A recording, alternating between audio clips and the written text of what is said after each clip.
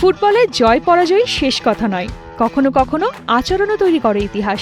বিশ্বকাপে ব্রাজিলের কাছে নাটকীয় হারে জাপানের বিদায় হলেও তাদের সমর্থকেরা আবারও দেখিয়ে দিলেন কেন তারা বিশ্বজুড়ে আলাদা সম্মানের জায়গা তৈরি করেছেন। 29 জুন ব্রাজিলের বিপক্ষে ম্যাচ শেষে হিউস্টনের স্টেডিয়ামে দেখা যায় ভিন্ন এক দৃশ্য।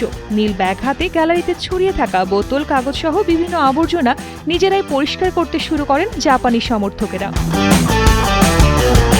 মজার বিষয় হলো, ম্যাচে দলকে সমর্থন জানাতে যে ব্যাগগুলো তারা সঙ্গে এনেছিলেন সেগুলোই পরে ব্যবহার করেছেন পরিচ্ছন্নতার কাজে।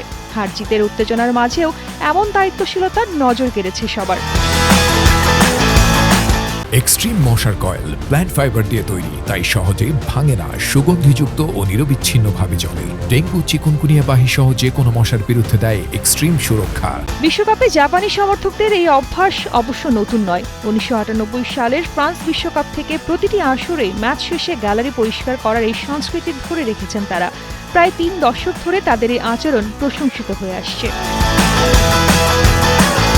এদিকে মাঠের লড়াইয়ে শেষ পর্যন্ত জয় পায় ব্রাজিল। প্রথমে এগিয়ে গেলেও দ্বিতীয়ার্ধে সমতায় ফেরে সেলেসাওরা।